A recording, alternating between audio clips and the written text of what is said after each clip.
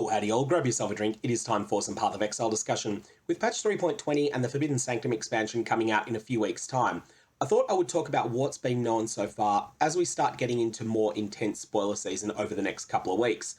GGG's usual pattern, and this does seem to change a bit from league to league, has been to spread out spoilers over 3 weeks before launch, but with the vast majority of them in the last 8 days. However, this time they seem to be spreading it out over 4 weeks instead of 3, and so the first week of spoiler season is actually already done. So this is going to be a retrospective on what we learnt during that week, most of which I had longer videos on already, so if there's something you want to see more on, then I'll put links down in the description below for more information on those. The first thing that came out was a balance manifesto around duels and ailment mitigation. Now this means that duels will pick up a number of new tools to deal with ailments, and probably the most promising way to use these is going to be the unique belt, the Darkness Enthroned, which is an Abyss unique, in conjunction with Abyssal Jewels that provide elemental ailment avoidance, because those are getting buffed. The big news in here wasn't actually the changes to rare jewels, it is the changes to unique jewels.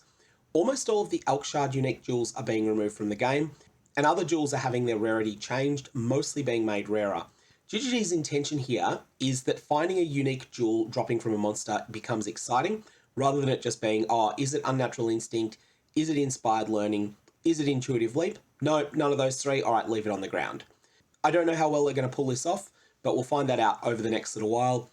If you want the exact details as they currently stand, then I'll put a link to the manifesto itself and also to the Jewel Changes FAQ and also my commentary on both down in the description.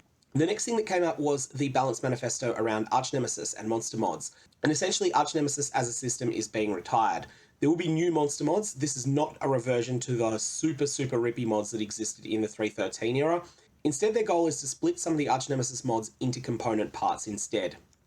I did a poll on this asking people their opinion, and it seems like we have 42% of people optimistic with few or no reservations, 41% mostly optimistic with significant concerns, 12% that are roughly neutral, and 4% that are roughly negative on this change.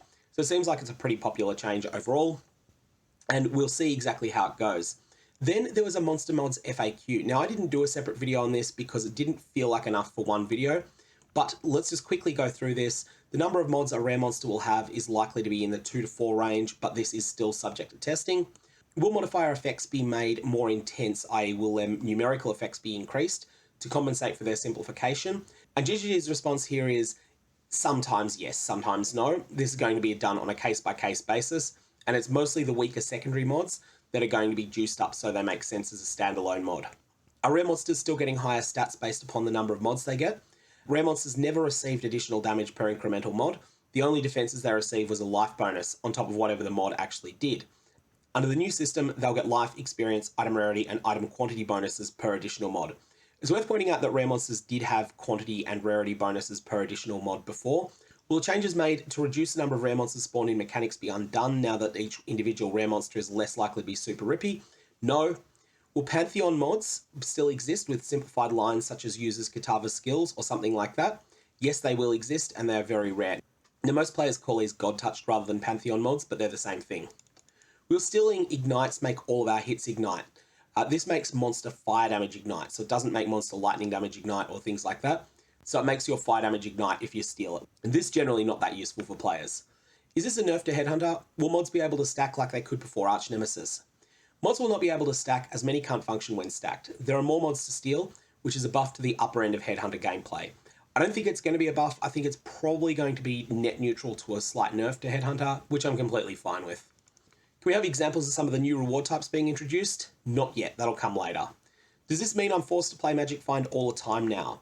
If you're able to sacrifice character power for Magic Find, then you'll find more and better items. This is true before 3.19 and is the nature of Magic Find in the genre. Note that Magic Find has diminishing returns, so a small investment can go a long way. I don't think this really answers the question that's being asked here. The question that's being asked here is, do I need to always have a colour with me? The reason that culling got so out of control in 3.19 was that an individual culling character could cull 20 or 30 premium targets in a given hour. That's not going to be the case in a world where you don't know in advance which type of rewards you're going to get. So if you do encounter a monster with Lunaris touched or uses Lunaris' skills or whatever they end up calling it, you're not going to know that this is a super premium target that is a cull at all costs, like it was in 3.19. This means that colours are not going to be able to prioritize, And instead of colors killing 20 or 30 of these Uber God bosses every hour, they're going to be culling 1 or 2 of them at most. And that's going to bring things much more under control and be a serious nerf to colors. However, rewards conversions changed. We're still working on this, but we can confirm only some of the new rewards are conversion ones, removing the undesirable ones like conversion to flasks. We're trying to make the rewards from rare monsters not so all or nothing. And really what I think they should be doing here is making it so that there is one item that converts rather than all the items, or maybe 3 items convert rather than all the items. And then at that point, you don't really mind. Does Magic Find still massively affect the reward conversions? We're still iterating on these systems and don't want to set expectations around this in either direction just yet. So that's what we know out of week 1 of spoiler season.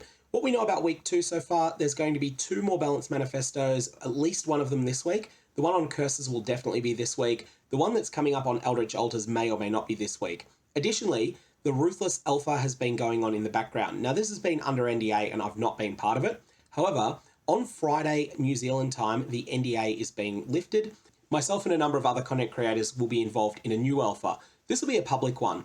I think with Ruthless, there's some people who look at the rule set and say, this isn't for me. There's some people that look at the rule set and say, this is definitely for me.